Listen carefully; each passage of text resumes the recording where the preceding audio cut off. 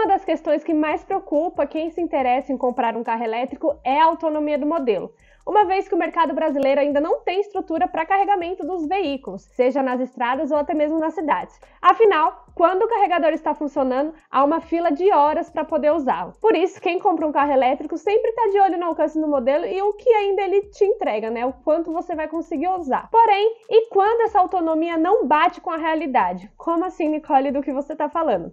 Assim como já abordamos aqui no canal em diversos vídeos, seja de teste ou realmente falando de carro elétrico, a autonomia informada pelas montadoras pode variar de acordo com os itens tecnológicos que são usados no carro, o tipo de condução do motorista e outros fatores que influenciam também esse valor. No entanto, se essa variação for muito grande, ela pode te colocar em alguns perrengues. Vamos imaginar então uma seguinte situação.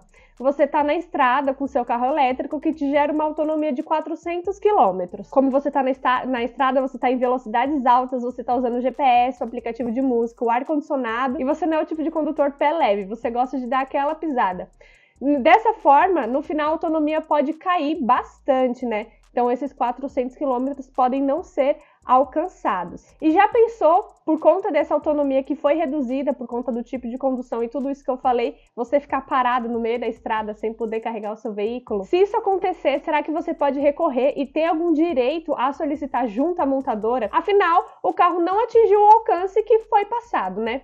Para esclarecer esse assunto, a gente conversou então com o Dr. Alexandre Damasceno, advogado especialista em direito do consumidor e sobre carros elétricos. Veja então o que ele falou sobre essa questão. Quando os veículos elétricos vieram para o Brasil, eles não tinham uma regulamentação aqui no Brasil, de autonomia, etc. Porque quem faz isso é o Inmetro. Quando você compra um veículo a combustão, tem lá uma etiquetinha no carro com o símbolo do Inmetro, dizendo qual a classificação de consumo dele, A, B, C, e o que ele faz na estrada, na cidade, se for um veículo flex, a gasolina ou álcool. O veículo elétrico ele não tinha isso aqui no Brasil. E o que ele utilizava como parâmetro? Essas medições do exterior, ou da Europa, ou dos Estados Unidos, ou da China. E as condições desses países são completamente diferentes, tanto climática, quanto de estradas de rodagem, de relevo do próprio país. Fazendo um paralelo, é diferente você dirigir em Minas Gerais do que em São Paulo. Em São Paulo nós temos estradas muito melhores, os aclives são menores, então em Minas Gerais é um estado que tem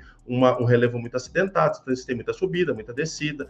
Então, tudo isso mexe no consumo do veículo. O segundo ponto é que a gente está utilizando o parâmetro de outros países que têm clima diferente, temperatura diferente, estradas diferentes, então isso também mexe no consumo. A nossa formatação hoje, ela está caminhando para que o Inmetro faça novos ajustes. Então, o Inmetro ele estabeleceu duas regras. A primeira delas é aferir em laboratório aqui no Brasil. Então, vamos ver o que é na realidade brasileira. E uma vez feita essa aferição, eles aplicam um pênalti de 30%.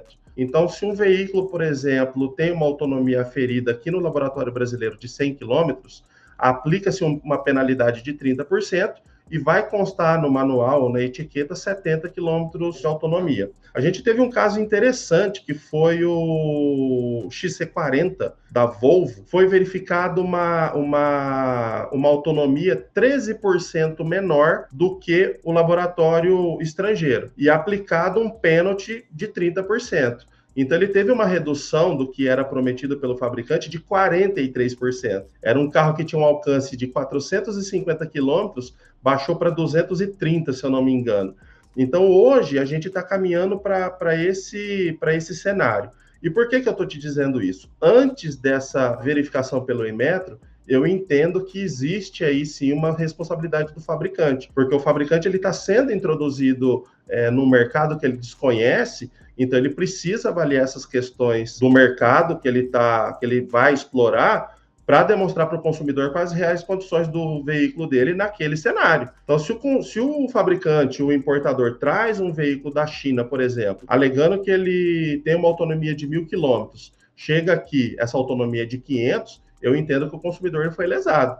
E nesse caso, o consumidor ele pode sim buscar uma reparação. Agora, depois dessa nova regra do Inmetro, aí eu já entendo que não existe mais essa responsabilização do fabricante ou do importador, porque nós temos um órgão brasileiro dizendo que aquela é a autonomia.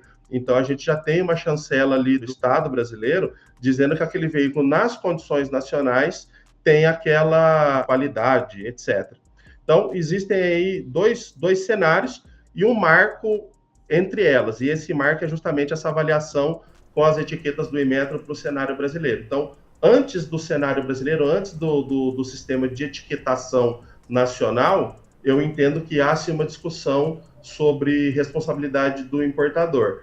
Pós a etiquetação nacional, eu entendo que não. Ou seja, meu caro amigo, se o carro que você comprou já tem autonomia anunciada pelo Inmetro, com testes levando em consideração o solo brasileiro e ainda com essa redução de 30% que foi citado, dificilmente você terá alguma chance de questionar esse alcance. Isso junto com a montadora, claro.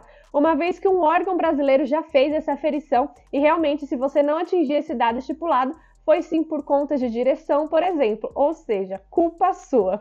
Mas a dica aqui é, antes de pegar a estrada com o carro elétrico, conheça bem o modelo, faça testes, entenda como o seu tipo de condução influencia na autonomia do modelo e, claro, um bom planejamento é essencial. Confere se aí no seu trajeto que você pretende fazer possui pontos de recarga e sempre que possível você faz aquela parada e carrega mais um pouquinho para não ficar na mão. Bom, esse foi o vídeo de hoje, espero ter te ajudado. Comenta aqui embaixo qual foi a viagem mais longa que você fez com o carro elétrico e eu te vejo no próximo vídeo. Tchau, até mais!